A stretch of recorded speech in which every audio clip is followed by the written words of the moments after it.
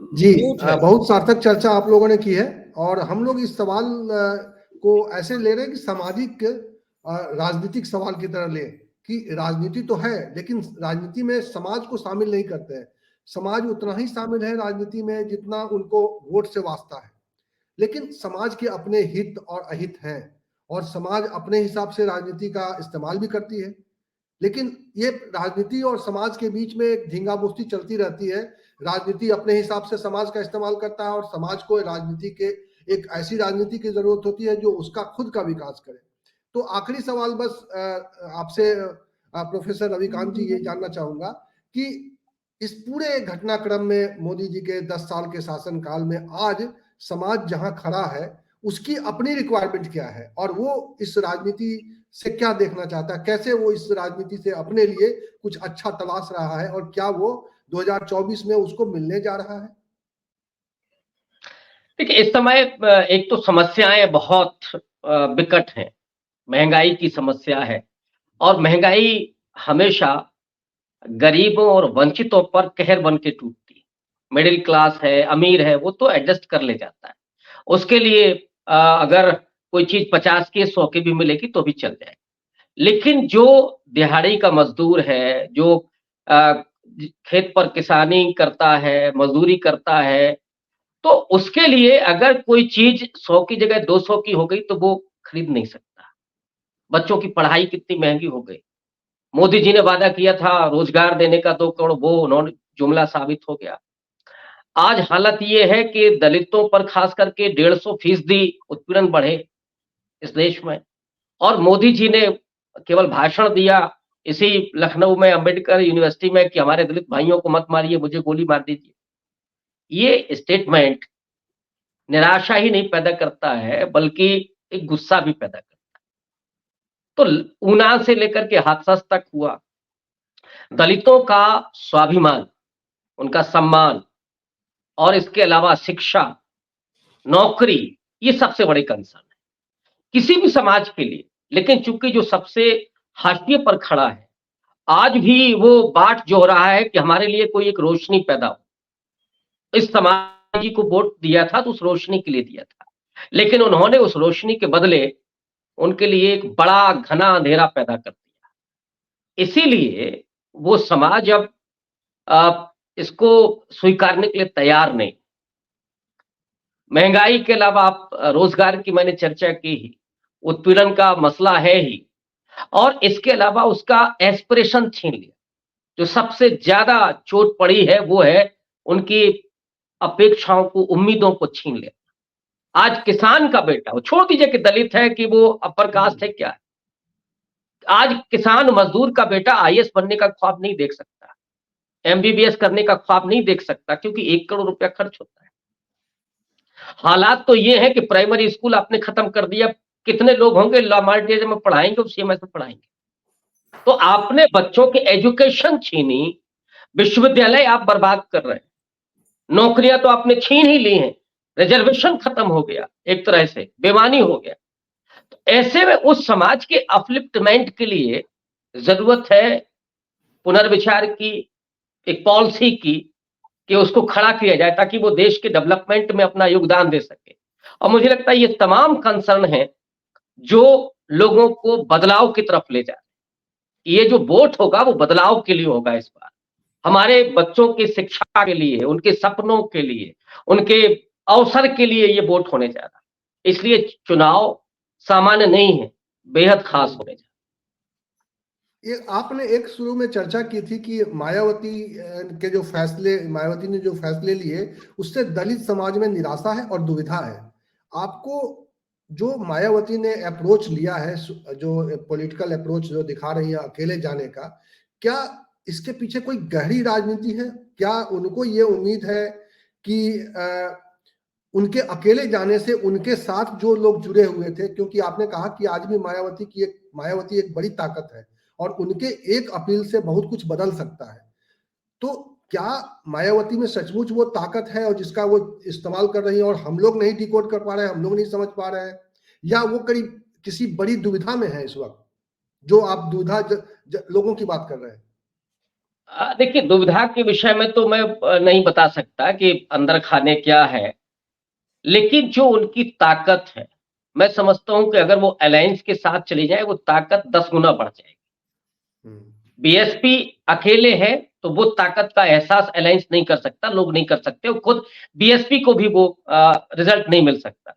लेकिन बीएसपी अगर साथ जाती है अलायंस के, तो बीएसपी को भी उसका लाभ मिलेगा और अलायंस को भी उसका लाभ मिलेगा। नैरेटिव बड़ा बनेगा।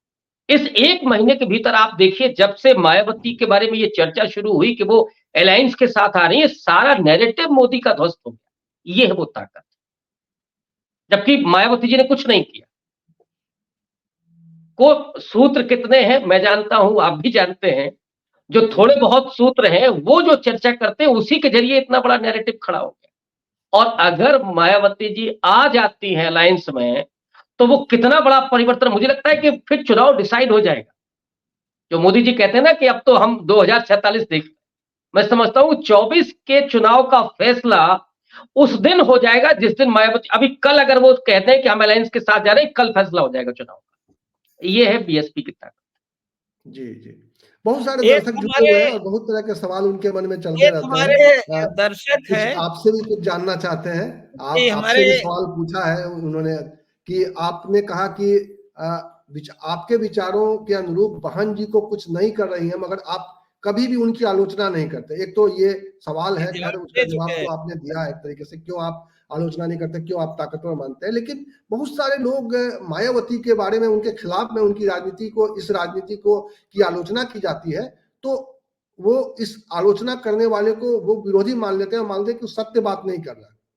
तो उनके लिए क्या आपको लगता है कि जो ये विश्लेषकों का जो ये कहना होता है कि हम लोग भी इस पर चर्चा करते रहते हैं कि मायावती का अकेले जाना आत्मघाती है और शायद हम इसीलिए उनकी इस राजनीति की आलोचना करते हैं, तो ये उनकी आलोचना करना, ये उनको क्यों बुरा लगता है? उनकी क्या सोच है? क्या वो मायावती के साथ है? और अगर वो मायावती के साथ है तो मायावती की ताकत दिखती क्यों नहीं है? वो सिर्फ 11-12% तक क्यों सिमट गई? क्यों 2022 में उनको इतनी बड़ी नाकामी मिली, उन्होंने जो फैसला लिया, और कैसे 2024 में वही फैसला, अकेले जाने का फैसला, आप मानते हैं कि मायावती का ये बड़ा फैसला हो सकता है? देखिए, जहां तक आलोचना की बात है, मुझे लगता है कि राजनीति में आलोचना से परे कोई नहीं होता, जो भी सार्वजनिक जीवन में है। बस फर्क ये है कि आलोचना किस मकसद से की जा रही है। जैसे मायावती की जो आलोचक हैं, एक धड़ा है जो उनको दौलत की बेटी कहेगा, केवल उनका, उनके ऊपर करप्शन के रोज आरोप मढ़ेगा। वो फिर लखनऊ में दिखाएगा कि ये स्मारक बने, ये हुआ, लेकिन राम मंदिर में क्या हुआ वो ये नहीं बोले। तो जो खुद ही बायस्ड है, अगर वो इस तरह से आलोचना कर रहा है, तो मुझे लगता है कि फिर वो आलोचना ठीक नहीं। फिर वो आप इसलिए आलोचना कर रहे हैं क्योंकि वो दलित की बेटी होकर के और कहां से निकल करके कहां पहुंचती, तो शायद आपके दिमाग में ये चीज होती। दूसरा, जब आप ये कहते हैं, हम कहते हैं कि ये आत्मघाती कदम होगा, तो निश्चित रूप से कंसर्न होता है। और वो कंसर्न ये है कि बीएसपी जैसी पार्टी जो इतने जतन से बनी, जिसमें उन दलित वंचितों का खून पसीना भी है, सपने भी हैं, जब आप उन बहुत बहुत सपनों को शुक्रिया। मरते हुए देखते हैं, तो ये आपका कंसर्न होता है। और मैं बराबर कहता हूं कि ऐसे बहुत सारे प्रोग्रेसिव लोग हैं जो चाहते हैं कि मायावती लीड करें, वो आज खड़ी हो, उनकी जरूरत है। तो इसको आलोचना आप नहीं मान सकते।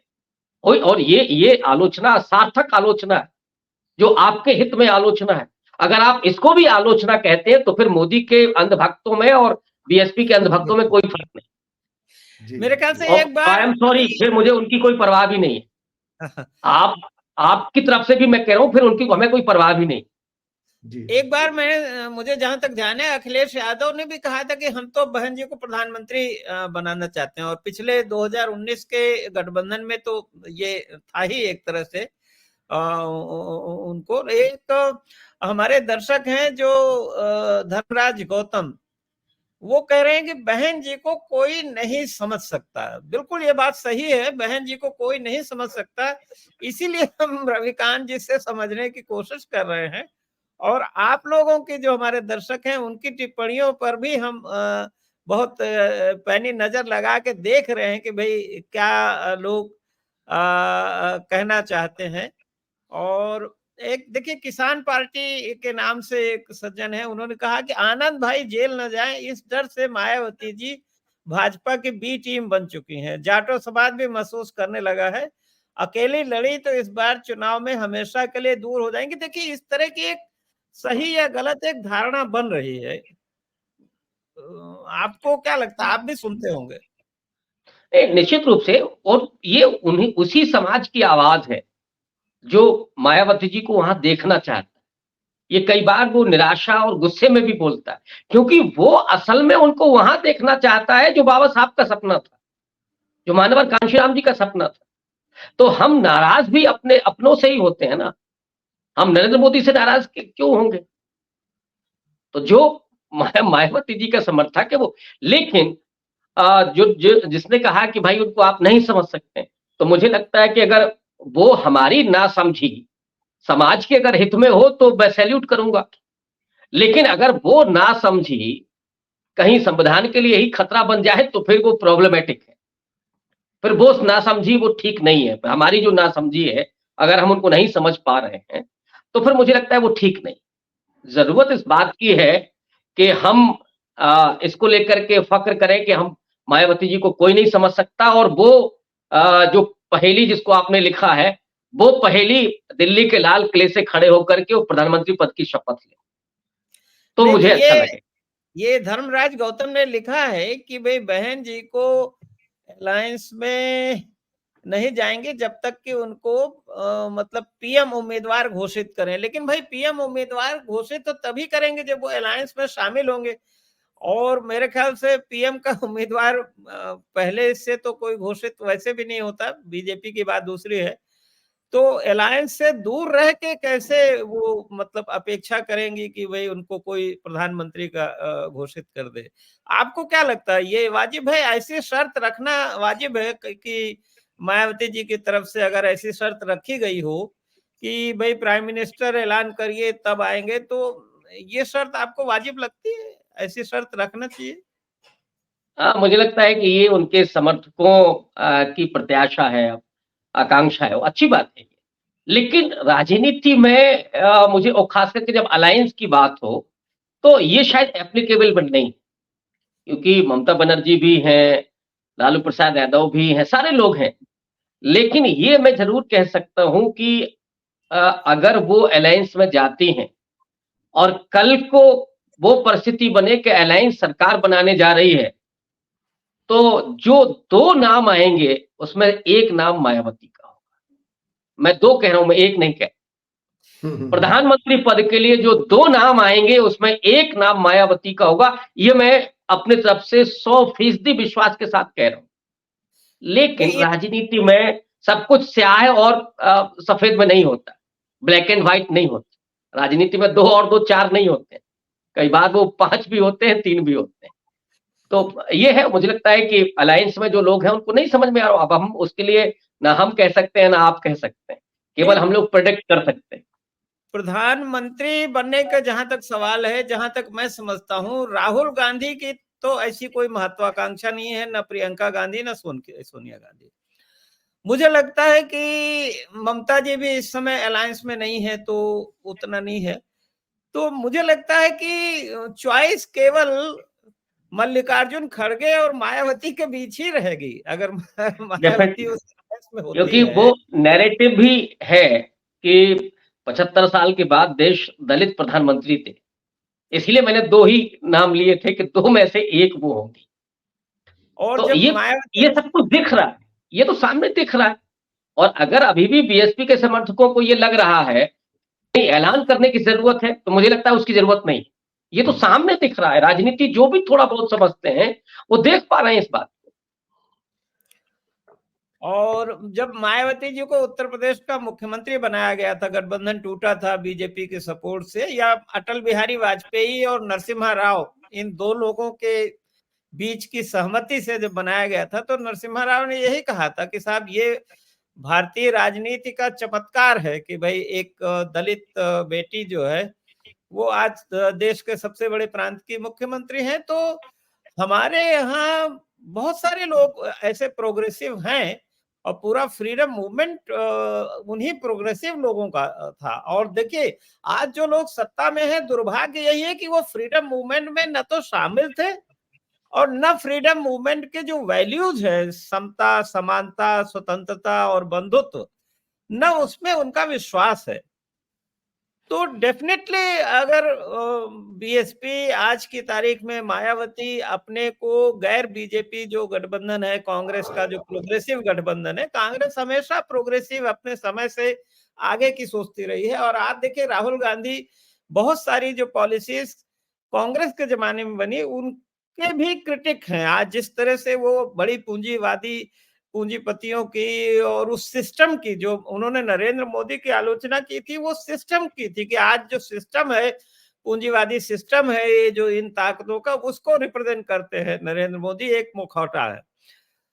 तो जाहिर है कि बहुत सारे लोग हैं जिनको मायावती जी को प्रधानमंत्री बनते देखने में खुशी होगी, क्योंकि भाई और तभी हम दुनिया को सिर उठा के कह भी सकते हैं कि भाई हमारे यहाँ भी आप ओबामा को बना सकते हैं तो हम मायावती को बना सकते हैं। लेकिन यह है कि उनको भरोसा करना पड़ेगा लोगों पे। मायावती को एक एक सही एक एक एक वक्त की जब नजाकत है तो उसमें सही पाला चुनना पड़ेगा। ये नहीं हो सकता कि वो अपने काम से अप्रत्यक्ष रूप से भाजपा की मदद करें और फिर उम्मीद करें कि उनको कांग्रेस गठबंधन प्रधानमंत्री बनाएगा। क्या ख्याल है?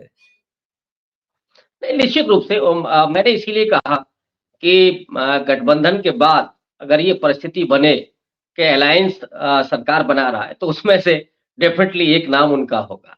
और मुझे लगता है कि ये उम्मीद लेकर के ही चलना चाहिए। अभी भी उम्मीद है, हो सकता है कि पोस्टपोल कुछ खेल हो, मैं नाउम्मीद कतई नहीं हूँ और वो समाज भी नहीं। लेकिन समय तो एक ही चीज की अभी तो समय, नॉमिनेशन भी दाखिल नहीं हुए, विड्रॉल तक का समय होता है, समय तो है अभी उनके पास। हाँ, डेफिनेटली अभी भवेश जी आप कुछ कह रहे थे, आपका मैं माइक। कह रहा हूँ कि बहुत सारी चीजें चुनाव के बाद ही तय होनी है, ये बिल्कुल दिखाई दे रहा है। अगर देखिए जिस तरह से जो माहौल है, चुनावी माहौल है, अगर उसमें बहुत कुछ बदलने वाला है और उस बदलाव में ये दिख रहा है कि जो लोग अभी हाशिए पर खड़े हैं वो विचारों की एकता के आधार पर, विचारों की समानता के आधार पर एक साथ खड़े होंगे तो इस देश की राजनीति बदलेगी। बहुत अच्छी और बहुत सार्थक चर्चा आप लोगों ने की है लेकिन और भवेश मुझे जी लगता है कि इसी तरह की चर्चा हाँ जी, बहुत जरूरी है। लोगों के बीच में इस तरह की चर्चा लोगों के बीच में भी होनी चाहिए कि उनको किस तरह की राजनीति चाहिए, उनको लेकिन किस भवेश तरह का समाज चाहिए। और ये राजनीति के बारे में सोच, ये समाज के बारे में सोच ही हमें सही दिशा में ले जाएगा और इस देश के लोकतंत्र को बचा पाएगा। बहुत बहुत एक तो धन्यवाद हम अपने रविकांत जी, आपने बहुत दर्शकों शानदार से रिक्वेस्ट, आज डिबेट किया है और जी रामदत्त जी ने भी चीजों को जो जो कंफ्यूजन है इस वक्त 2024 के चुनावों के बनस्पत, जिस तरह से सवाल है लोगों के सामने, लोगों के मन में जिस तरह की दुविधा सिर्फ दलितों की नहीं है, पूरे देश के सामने एक बड़ी दुविधा है कि वो किधर जाए, कौन सा रास्ता अख्तियार करे, वो जो देश के लिए सही होगा, जो देश के संविधान के लिए सही होगा। तो ये रास्ता है और उस तो रास्ते पर हमें देखना है कि पब्लिक किस तरह से फैसले करती है और हमें लगातार पब्लिक को कुरेदना है और इसीलिए हम इस तरह का एक डिबेट लेकर लोगों के बीच में आते हैं। बहुत बहुत नहीं तो धन्यवाद। एक रिक्वेस्ट ये करेंगे अपने दर्शकों से कि इसका जो लिंक है कार्यक्रम का आप और लोगों तक भेजें। आप सहमति असहमति अपनी, और अभी हमारे YouTube चैनल पर बाद में भी आप कार्यक्रम समाप्त होने के बाद में भी आप अपनी टिप्पणी और बहस जारी रख सकते हैं। और एक बात फिर मैं कहूंगा कि भाई देखिए यूपी बहुत महत्वपूर्ण है और उसमें बहुजन समाज पार्टी एक बैलेंसिंग फोर्स के तौर पे हम अगर कह सकें तो ऐसा ना हो कि चुनाव के बाद पछताना पड़े। ऐसा ना हो कि बहन जी की एक गलती से या बहन जी के इस कदम से भारतीय जनता पार्टी अगर 62 के बजाय 70-75 सीटें ले गई तो फिर मोदी जी को प्रधानमंत्री बनने से कोई रोक नहीं सकेगा। ये समझना चाहिए जो मायावती जी को प्रधानमंत्री बनने के लिए सोच रहे हैं, तो उनको पहले ये सोचना पड़ेगा कि कैसे बीजेपी की सीटें 250 रहे, 272 से कम रहे। और मायावती जी अगर न्यूट्रल रहती हैं इस लड़ाई में, तो उसके बाद फिर, और न्यूट्रल रह के मदद करती हैं बीजेपी के, तो फिर उसके बाद उनको ये अपेक्षा नहीं करनी चाहिए कि उसके बाद उनको कोई प्रधानमंत्री गठबंधन बनाएगा, मुझे नहीं लगता। बहरहाल हम एक खुद समझने की कोशिश कर रहे हैं, और उस समझने की कोशिश में हमने चर्चा की। हमारा अपना कोई एजेंडा नहीं है। जिसको जो पार्टी पसंद हो, जिसको जो नेता पसंद हो, जरूर जाए।